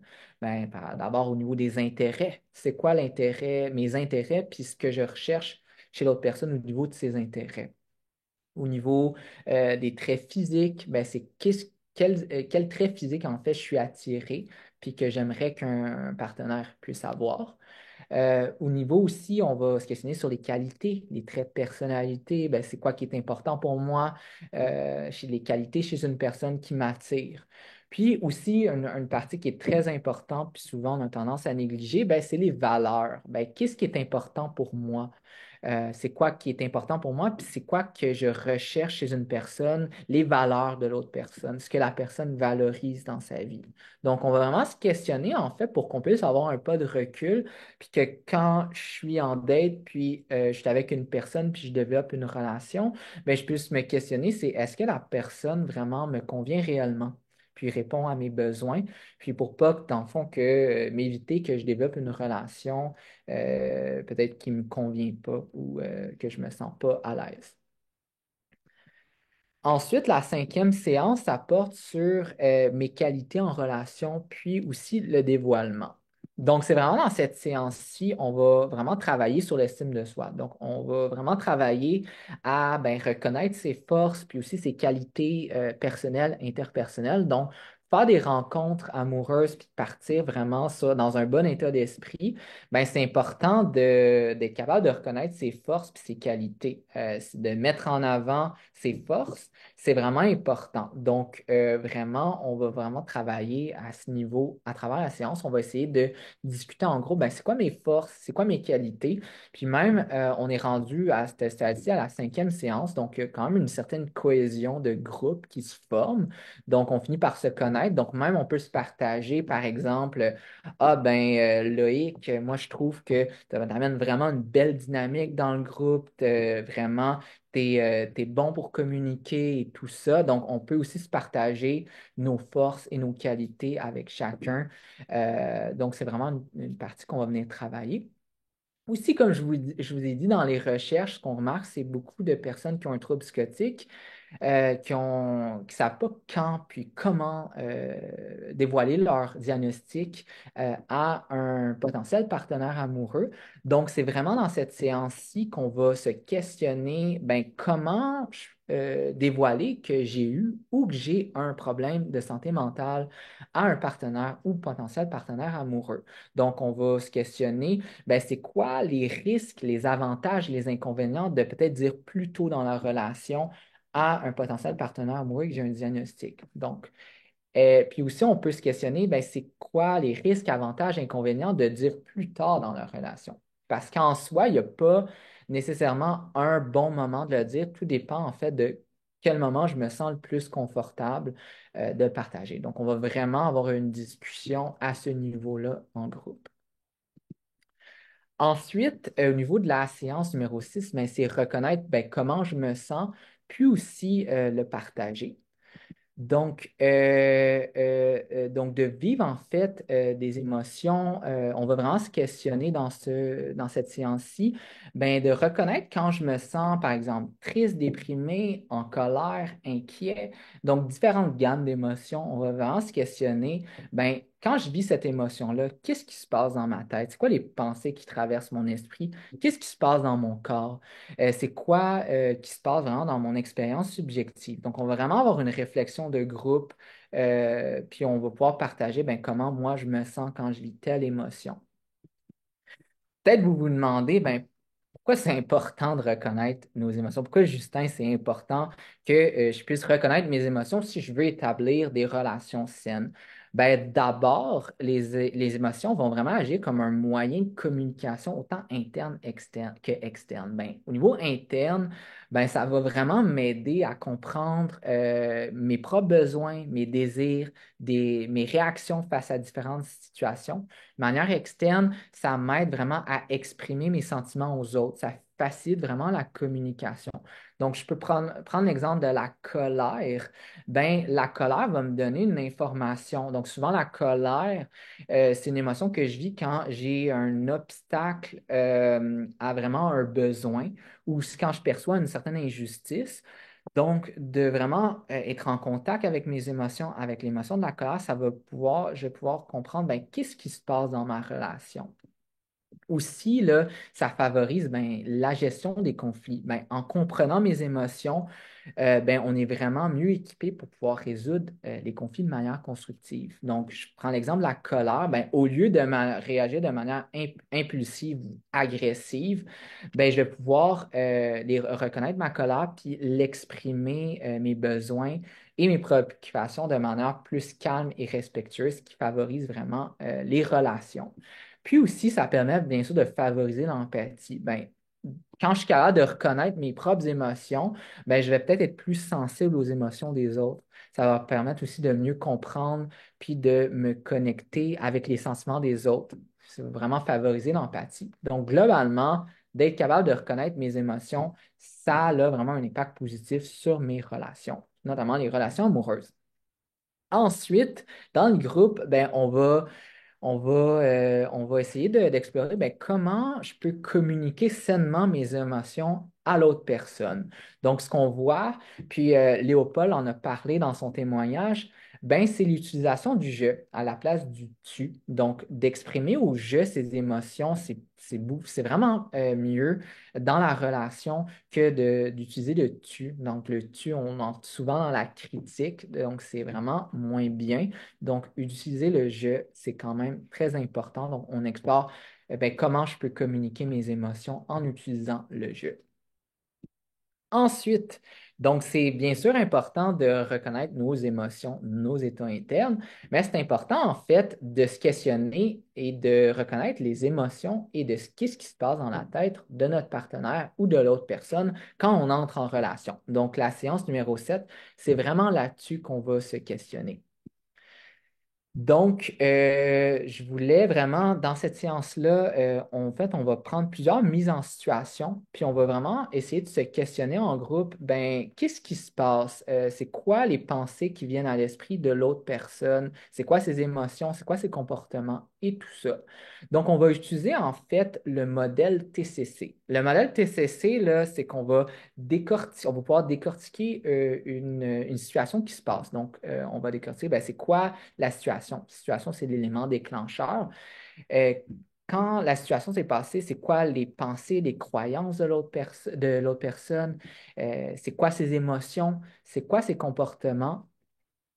Puis en faisant ça, ben, ça nous permet vraiment de pouvoir vraiment décortiquer ce qui se passe, puis vraiment avoir un recul sur la situation pour pouvoir, après ça, mieux intervenir puis mieux la comprendre. Donc, je voulais vous donner une mise en situation. Par exemple, là, vous venez d'acquérir, mettons, un nouveau jeu vidéo, mettons, le nouveau Call of Duty, puis vous décidez de jouer toute la soirée pendant que votre partenaire est là. Puis vous voyez là votre partenaire qui tourne en rond, qui regarde son cellulaire et tout ça. Puis après avoir joué toute la soirée, vous allez vous coucher ensemble. Puis tu demandes à ton partenaire, par exemple, ton ou ta partenaire, Hey, est-ce qu'on peut se coller? J'aimerais ça. Puis ton ou ta partenaire dit qu'elle a mal à la tête, puis te tourne le dos. Donc, ça, c'est une genre de mise en situation qu'on va explorer en groupe. Donc, qu'est-ce qui se passe profondément chez la personne? Donc, on peut se dire vite comme ça, ah ben, ma partenaire, ben, elle a mal à la tête, donc elle n'avait pas envie de se coller. Ça se peut, c'est possible, c'est une hypothèse, mais on peut utiliser le modèle TCC pour peut-être un peu mieux comprendre la situation puis avoir un pas de recul. Donc, par exemple, la situation, si on l'analyse, c'est vraiment l'élément déclencheur, ben, c'est le fait d'avoir joué aux jeux vidéo toute la soirée sans vraiment tenir compte de ma partenaire. J'étais focus sur le jeu vidéo, puis j'ai oublié que j'avais une partenaire avec moi. Qu'est-ce qui s'est passé dans les pensées, les croyances chez ma partenaire? Ben, elle pourrait se dire, ben, il ou elle se soucie pas de moi. Il ou elle préfère passer du temps avec son jeu vidéo plutôt qu'avec moi. Puis d'avoir ces pensées-là, comment l'autre personne peut se sentir? Ben, il peut avoir comme émotion de la déception, un sentiment de solitude, de la tristesse ou même se sentir en colère. Peut-être que la personne se sent en colère de la façon que la soirée s'est déroulée. Et ensuite, mes pensées, mes croyances peuvent m'amener des comportements et je peux réagir en exprimant passivement mon mécontentement, en refusant l'intimité, donc en refusant, je ne veux pas me coller. Donc, vite comme ça, en utilisant le modèle TCC, on a pu un petit peu mieux analyser la situation. Donc, c'est vraiment un modèle qu'on propose, puis des exercices qu'on propose aux participants dans le groupe. Donc, il va y avoir plusieurs mises en situation qu'on va faire. C'est vraiment aussi un modèle qui peut être bénéfique aussi pour se l'utiliser soi-même, pour essayer de comprendre ben, comment on se sent, c'est quoi mes pensées, c'est quoi mes comportements, etc. Ensuite, la huitième séance, ben, on va un petit peu plus explorer ben, mon histoire et mes craintes. En fait, quand on a vécu des relations antérieures qui ont été plus difficiles, donc je parle de rupture amoureuse, des relations malsaines, ça peut faire en sorte que je développe certaines craintes relationnelles. Donc, on catégorise en fait deux types de craintes relationnelles. Donc, il y a l'envahissement. Donc, c'est l'idée d'avoir peur d'être envahi par l'autre personne, de fusionner avec l'autre personne, de perdre son indépendance. Puis, il y a aussi, comme autre crainte qui est un petit peu le versant opposé, c'est la peur d'être abandonné par l'autre. En fait, les craintes relationnelles, c'est tout à fait normal parce que c'est vraiment lié à notre histoire de vie. Puis on n'a pas souvent, on a peu de contrôle à ce niveau. L'important, en fait, c'est d'être capable de les reconnaître. Donc, on peut éviter souvent de revivre les mêmes situations, de revivre ces craintes-là dans nos relations. Puis aussi de savoir ben, de ne pas nécessairement les agir. Donc, on va vraiment avoir des exercices de réflexion en groupe sur ben, c'est quoi, moi, mes propres craintes relationnelles dans les relations. Puis aussi, comment, après les avoir identifiées, ben, comment je peux arriver à les communiquer sainement à mon ou ma partenaire. Donc, c'est vraiment un petit peu ça, cette séance-ci, on va vraiment explorer les craintes relationnelles. Ensuite, la séance 9 et 10, ça porte sur la sexualité et l'intimité. En fait, les séances sur la sexualité et l'intimité peuvent être un petit peu plus difficiles à discuter pour certains participants, étant donné que la sexualité, ben, c'est un sujet qui est quand même intime. Ce qu'on va faire, c'est qu'on va séparer le groupe en deux sous-groupes, étant donné que c'est un groupe qui est inclusif, donc on va recruter des personnes de tout genre et orientation sexuelle. Donc, on peut séparer les deux groupes, soit basés sur le genre ou l'orientation sexuelle des participants, pour créer des plus petits groupes, puis que les participants peut-être se sentent plus confortables de partager en petits groupes. Puis ensuite, on va revenir en grand groupe pour partager là, un résumé, un grand résumé en grande ligne de ce qui a été discuté dans les sous-groupes, sans nécessairement nommer le nom de la personne. Puis en fait, tout simplement pour que les participants se sentent plus à l'aise de partager. Donc, globalement, là, c'est quoi les sujets qui sont abordés? Ben, il y a bien sûr le consentement. Ben, comment je peux vérifier que mon ou ma partenaire soit consentante à avoir une relation sexuelle? Comment est-ce que je me sens prêt? Est-ce que je me sens confortable à avoir une relation sexuelle? Donc, on va vraiment en groupe explorer le consentement. On va aussi explorer, ben, c'est quoi mes attentes par rapport à lors d'une première relation de nature sexuelle. Puis c'est quoi les attentes aussi de mon ou ma partenaire, selon moi. On va vraiment explorer ça. Puis on va aussi aborder aussi de la pornographie, parce que la pornographie ben, peut avoir un impact sur mes attentes lors d'une relation sexuelle. Puis on va vraiment se questionner en groupe, ben, c'est quoi les éléments dans la pornographie qui diffèrent d'une vraie relation sexuelle, puis c'est quoi les éléments qui ressemblent à une vraie relation sexuelle, vraiment pour qu'on puisse avoir une réflexion, peut-être réviser nos attentes par rapport à une relation sexuelle. Donc, c'est vraiment dans ce groupe-là qu'on va discuter de ça. Aussi, on va discuter des infections transmises sexuellement, des ITS, puis aussi des méthodes de contraception pour les éviter. Puis aussi, là, un élément important qu'on va discuter, ben, c'est qu'est-ce que je peux faire quand les choses ne se passent pas comme je le souhaite lors d'une relation sexuelle? Parce que le stress, si je vis beaucoup de stress ou aussi les effets secondaires de certains médicaments, ben, peuvent avoir des impacts négatifs sur d'abord, par exemple, l'excitation sexuelle. Donc, peut-être que l'érection ou la lubrification peuvent être plus difficiles. Donc, d'abord, si c'est quelque chose en lien avec l'effet secondaire des médicaments, ben, ça peut valoir la peine, on va discuter en groupe, de discuter avec son psychiatre. Mais à part les médicaments, ben, on va essayer de trouver des stratégies en groupe sur des stratégies si la relation sexuelle ne se passe pas comme on souhaite. Donc, par exemple, prendre son temps de faire plus de préliminaires, l'utilisation aussi de jouets sexuels, donc, etc. Donc, on va explorer différentes stratégies ensemble. Puis aussi, on va explorer ben, comment on peut communiquer à son ou sa partenaire si, par exemple, j'éprouve des difficultés au niveau de l'excitation ou à l'inverse, si, par exemple, j'atteins l'orgasme plus rapidement que je l'aurais souhaité. Donc, on va vraiment aborder ces thèmes-là en groupe lors de ces séances.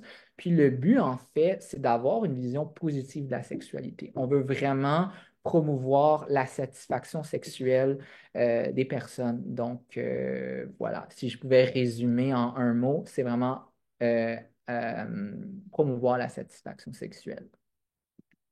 Ensuite, comme je vous ai dit, à partir de la séance 11, on va aborder un petit peu plus, OK, ben là, je suis en couple. Qu'est-ce que je fais en fait pour être un couple et rester heureux là, dans mon couple? Donc, on va vraiment aborder la gestion de conflits. Donc, avant, là, je voulais vous proposer un petit vrai ou faux. En fait, donc je vais vous laisser vous répondre dans votre tête. Je vais vous laisser quelques secondes. Mais en fait, le vrai ou faux, c'est les conflits et les désaccords au sein d'un couple sont nécessairement problématiques. Donc, vrai ou faux. Donc, est-ce que le fait que j'ai des conflits avec mon partenaire, ben, ça veut dire que ma relation, elle va pas bien? Donc, je peux vous laisser répondre vrai ou faux. Donc, la réponse, c'est faux, en fait. Donc, il est tout à fait normal d'avoir des conflits ou des désaccords avec son partenaire. C'est pas parce que j'ai beaucoup de conflits que ça va pas bien dans mon couple. Tout dépend, en fait, de la manière de résoudre les conflits qui va avoir un impact. Donc, c'est pour cette raison qu'il est important de ne pas tenter d'éviter les conflits, mais plutôt de les adresser avec son ou sa partenaire amoureuse. Dans cette séance, en fait, on va aborder une stratégie de résolution de problème en 7 étapes. Donc, quand par exemple, j'ai un conflit ou un problème qui se passe avec l'autre personne, donc on va utiliser les 7 étapes. Donc, d'abord, identifier le problème. Donc, c'est quoi le problème, en fait? La deuxième étape, c'est d'identifier ben, plusieurs solutions au problème. Donc, on va essayer de dresser une liste des solutions que je peux mettre en place pour résoudre ce problème. Ensuite, encore une fois, une manière d'avoir un pas de recul et de réfléchir aux solutions, ben, on va identifier c'est quoi les avantages, c'est quoi les inconvénients pour chaque solution. Ensuite, on va choisir en fonction ben, des avantages, des inconvénients, on va choisir une solution qu'on croit qui est la meilleure en fonction de comment on a évalué. Et ensuite, on va vérifier ben, est-ce que j'ai tout ce qu'il faut pour mettre la solution en place. Et la sixième étape, ben, on va appliquer la solution. Puis c'est dans cette étape-ci qu'en groupe, ben, on va faire des jeux de rôle. Donc, il y en a un qui va jouer le rôle, tel rôle, et l'autre qui va appliquer la solution. Puis on va voir, ben, est-ce que ça a fonctionné? Ça, c'est la septième étape.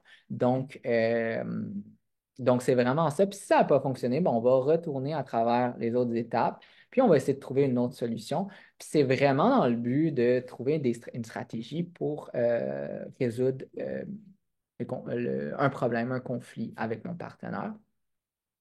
Donc, on va discuter de on va faire différents exemples à travers la séance. Donc, un exemple là, que je vous montre, là, par exemple, mes amis parlent souvent de ma partenaire et disent que c'est moins agréable depuis qu'il ou elle est là, qu'on ne fait plus nos soirées en gang comme avant, qu'il ou elle est toujours avec moi. Donc, on va passer par les 7 étapes puis tenter de régler ce conflit-là.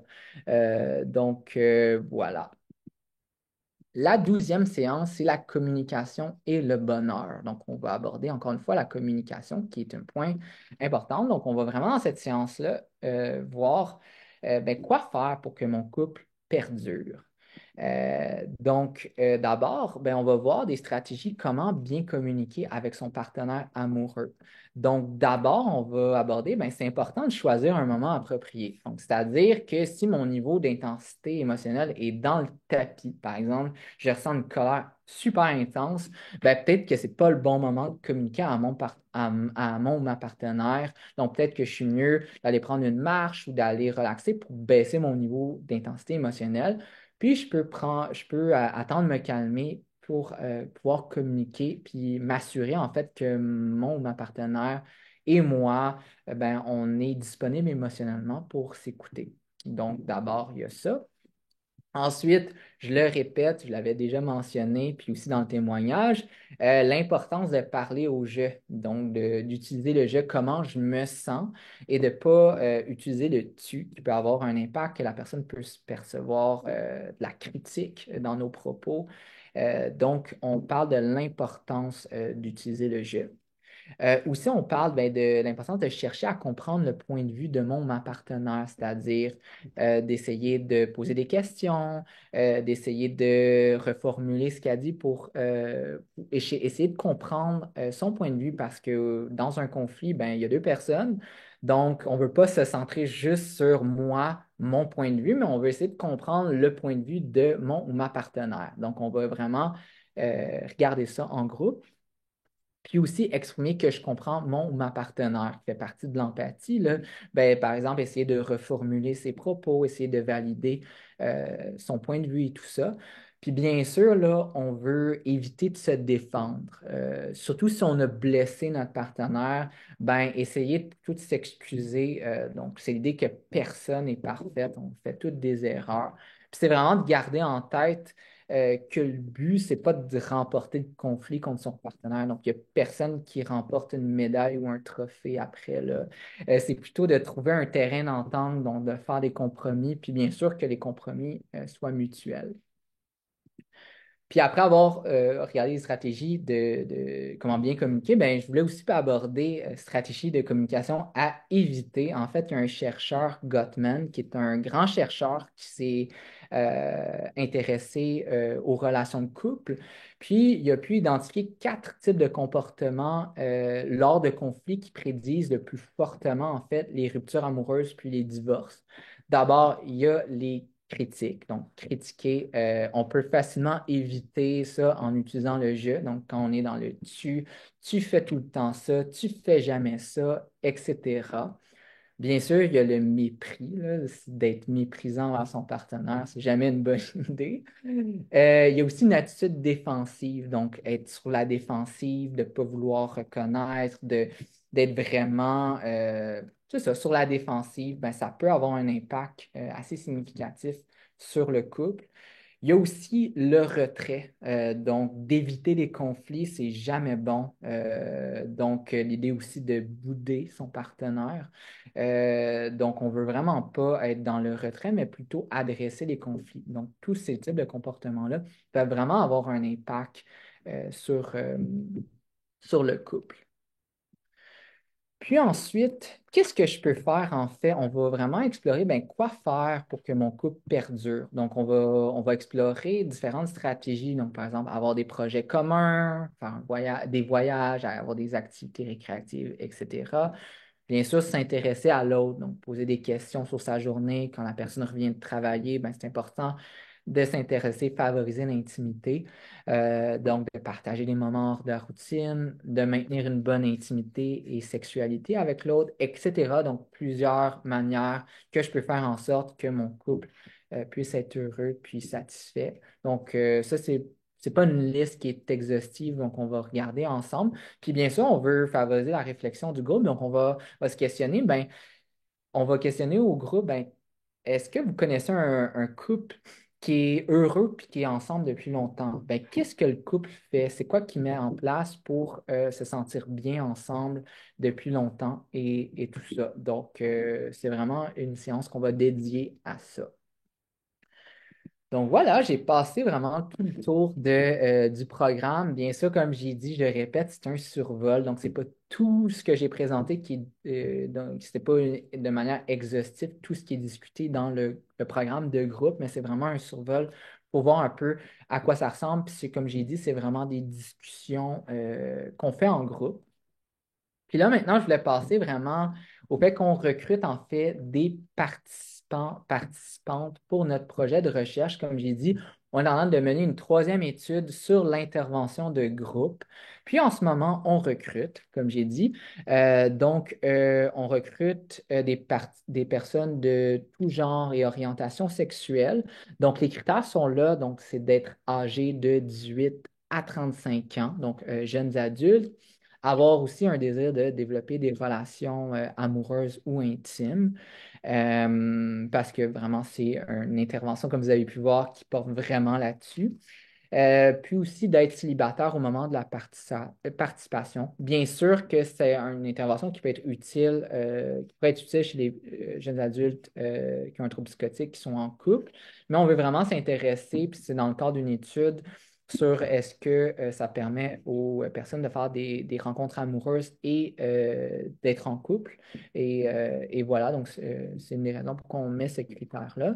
Puis aussi d'avoir reçu un diagnostic d'un trouble de l'humeur ou d'un trouble psychotique. Donc, j'ai mis un code QR qui, si vous scannez le code QR, vous allez tomber en fait sur un formulaire Google, où est-ce que vous pouvez entrer votre nom, prénom, puis votre adresse courriel, numéro de téléphone pour vous rejoindre. En fait, ça ne vous engage à rien. C'est simplement si vous êtes intéressé, vous pouvez remplir, puis nous, on va pouvoir vous contacter. Donc, je ne vais pas vous contacter dans la prochaine semaine, je vais vous contacter quand on va être prêt à faire un groupe. On devrait faire un groupe prochainement, mais c'est ça. Puis, comme je vous ai dit, ça ne vous engage à rien. Si, par exemple, vous êtes intéressé là, mais qu'au moment où je vous contacte, vous n'êtes plus intéressé, c'est tout à fait correct. Là. Donc voilà, donc si vous êtes intéressé, vous pouvez remplir le formulaire. Nous, ça nous fait plaisir. On recherche des participants. Sinon, si vous avez des questions, vous pouvez toujours me contacter par courriel à mon adresse courriel justin.lamontagne@commercialumorial.ca. D'abord, si vous êtes intéressé par l'intervention de groupe ou si jamais vous avez des questions, bien sûr, il va y avoir une période de questions, mais vous pouvez toujours me poser des questions si jamais votre question pop-up, genre 1 ou 2 semaines plus tard. Vous pouvez m'écrire. Moi, ça va me faire vraiment plaisir de vous répondre. Euh, donc, un gros merci de votre écoute.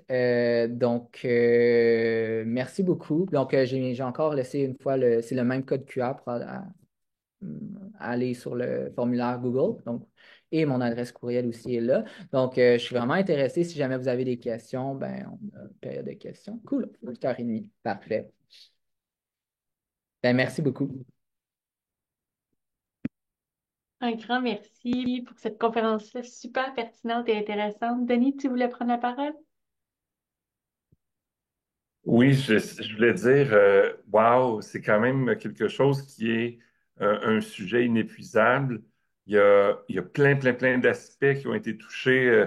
Je me demandais où on était pour valider les relations saines, c'est fait. Tu sais, il y a tellement de sujets. Je trouve ça intéressant. J'ai hâte qu'il y ait la partie 3. Je veux juste dire à toute l'équipe, Justin, à toi et à l'équipe du laboratoire L'Espoir, dont Tania Lecomte, qu'on remercie pour son appui et sa collaboration à la SQS depuis des nombreuses années. Euh, on a 5 pairs aidants à la SQS qui travaillent avec des gens qui vivent avec des enjeux, soit de psychose ou de schizophrénie. J'ai l'envie de leur partager le fait que vous recherchiez des gens pour la troisième phase de l'étude. J'ai une question, je ne sais même pas si on a le temps de poser des questions.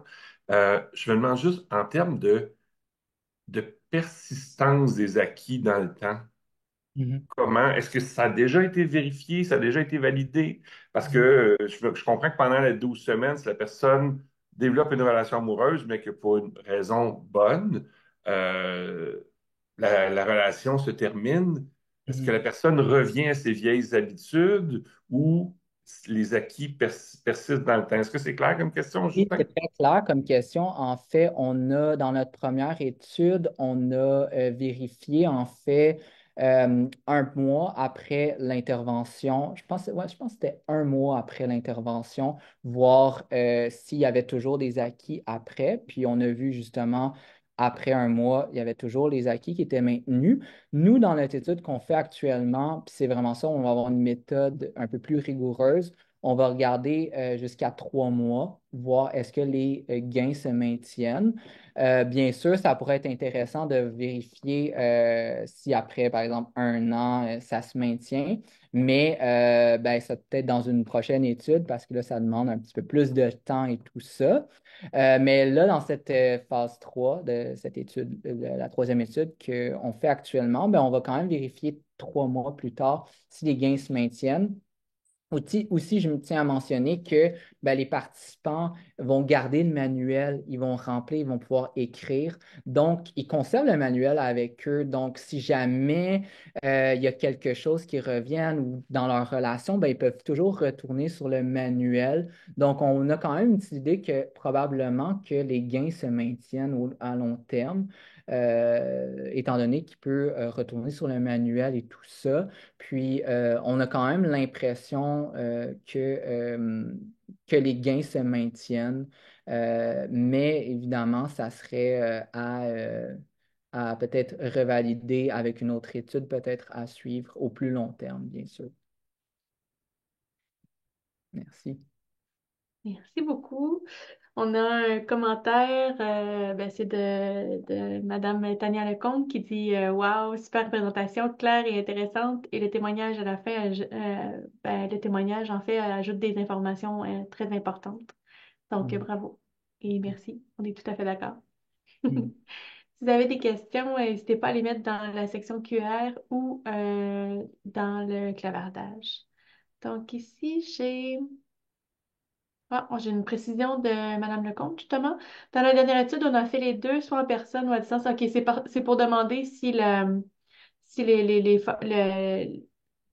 groupes d'intervention se faisaient en ligne ou seulement à Montréal en présentiel.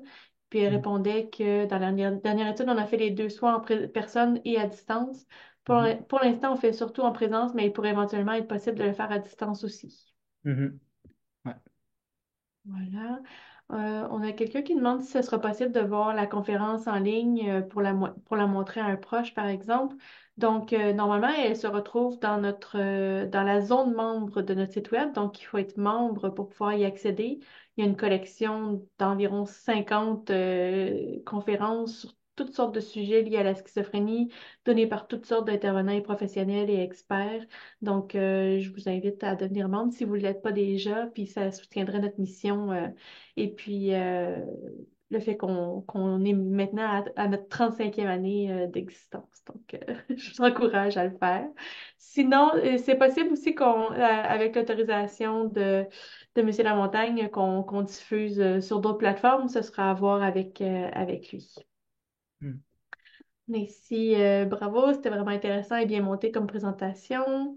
Ça se passe où? Bon, encore. Donc, on dit que ça se passe à Montréal, c'est ça? Ça À se passe l'Institut?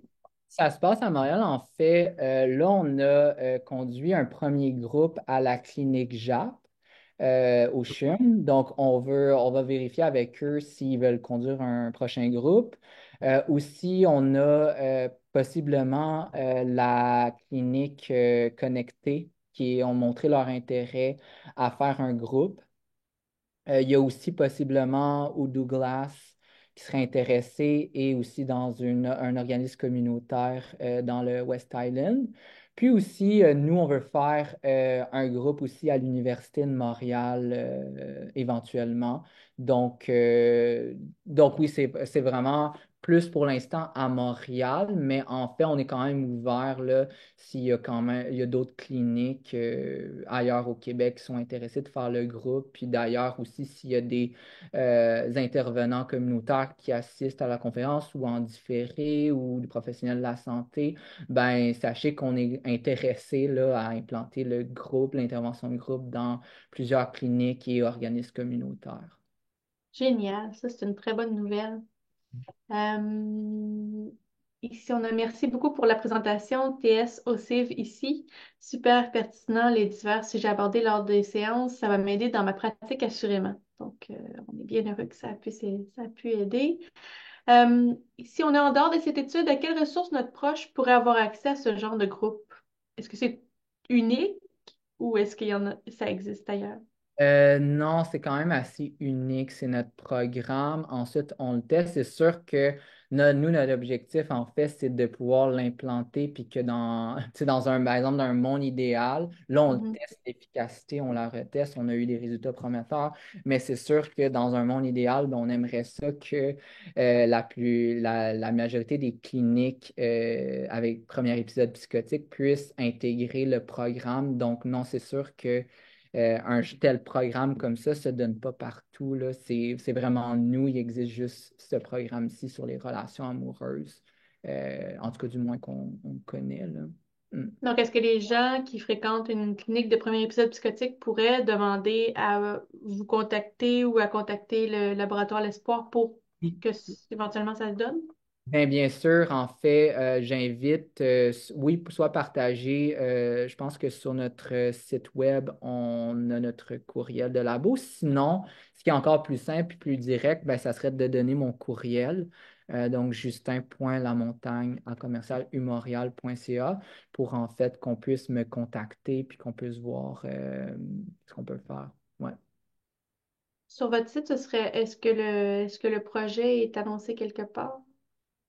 Je pense qu'il est pas. Je sais pas si on a fait une publicité, parce que c'est pas moi qui s'occupe du site web. Études Je sur la sexualité des personnes avec un trouble psychotique, est-ce que c'est la même chose ou c'est différent? pense que ça, c'est l'étude de ma collègue Brianna qui est déjà terminée. OK.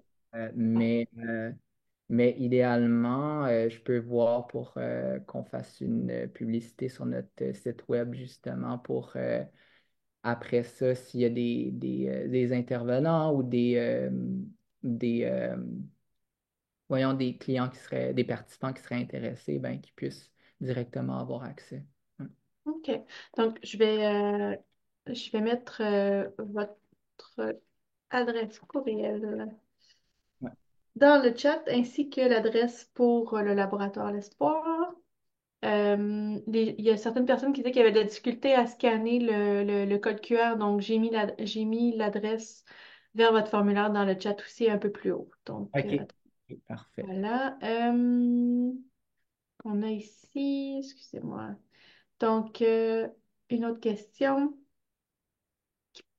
OK, bravo. Bon, on demande à ce que les coordonnées leur soient envoyées parce que je trouve cette intervention fabuleuse. C'est exactement le genre de ressources que cherchait mon proche. Donc, vous pouvez recueillir ça dans le chat ou bien sinon, je verrai avec ma collègue pour que lors du suivi de de la présentation, elle puisse aussi vous envoyer ça.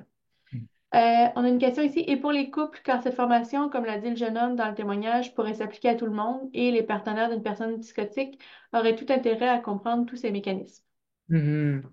C'est vrai, évidemment, que de faire une intervention de couple, ça peut grandement aider, mais étant donné que ben, là, on se concentre vraiment plus de manière individuelle, puis c'est une intervention de groupe qu'on teste. En fait, on se concentre vraiment là-dessus.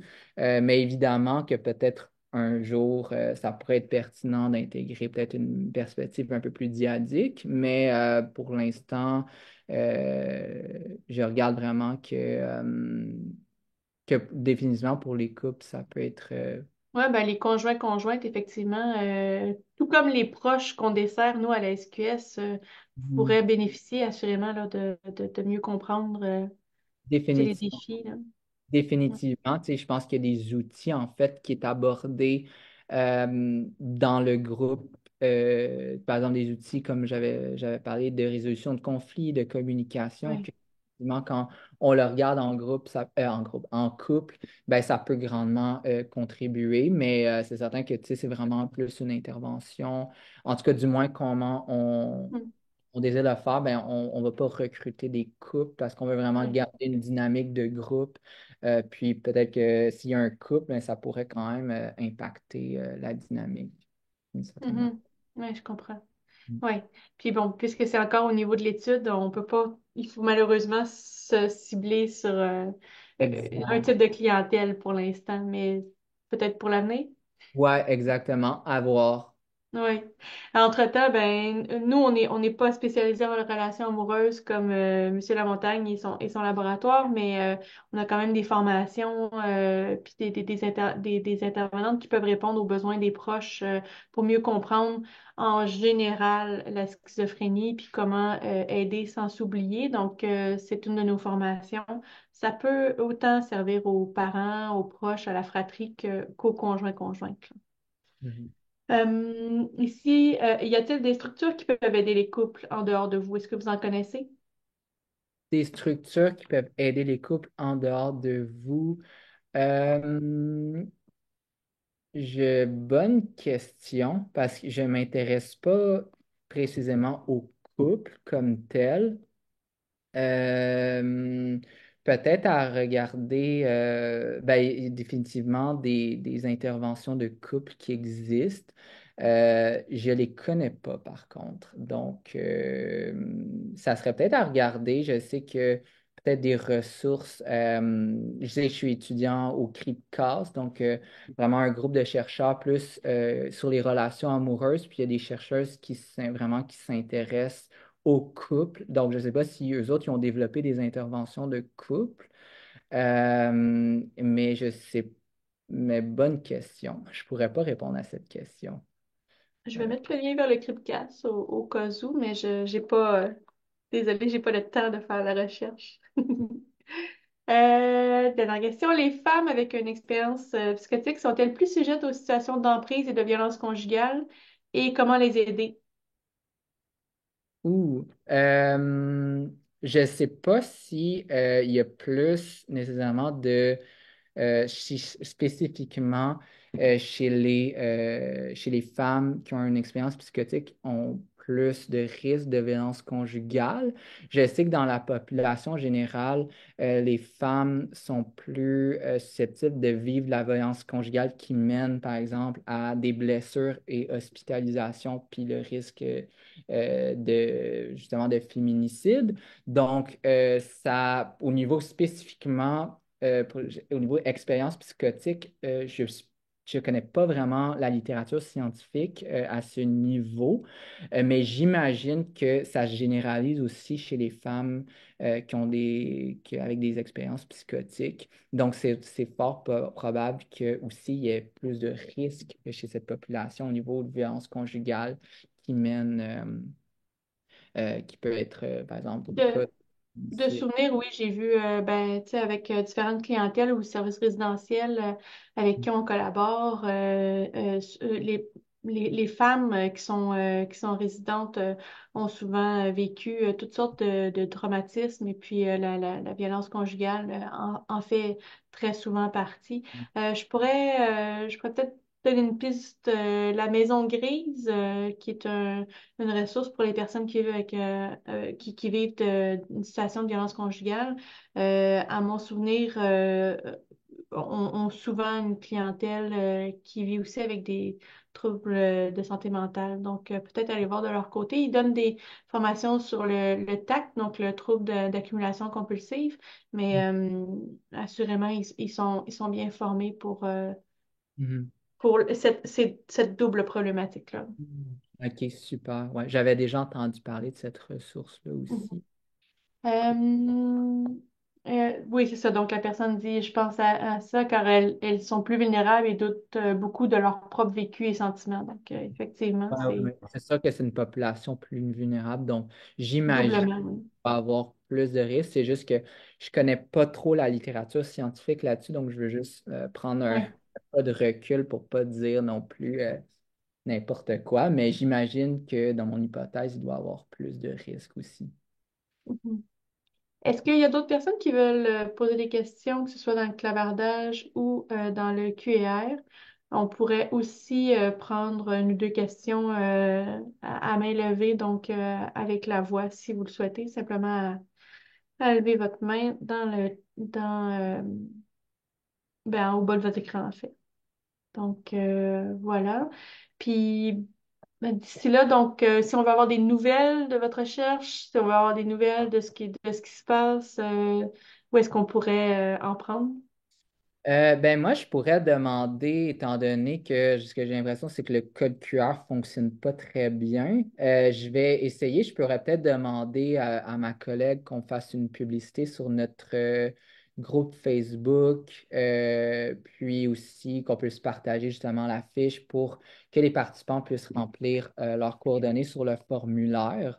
Donc, ça serait vraiment de, comme j'avais dit en début de présentation, de nous suivre sur les réseaux sociaux. Donc, c'est Laboratoire Espace L'Espoir pour nous suivre. Puis, on pourrait là, faire une publicité pour que les participants puissent euh, souligner qu'ils sont intéressés à participer à l'étude. Je confirme que le code QR fonctionne. OK, super. OK, parfait. Il y a une personne qui dit que filmer des témoignages comme celui du jeune homme d'aujourd'hui, de les diffuser dans les cliniques comme connectés, pourrait vraiment aider les proches. Donc, Mm. effectivement, c'était un très, très beau témoignage. Puis, on a pu constater à quel point les apprentissages ont été grands puis ont été utiles là, dans sa vie. Mais il y avait un point, il y a beaucoup de jeunes et même moins jeunes qui pourraient bénéficier de tous ces apprentissages-là. C'est vraiment un bel ensemble d'apprentissage. Ouais.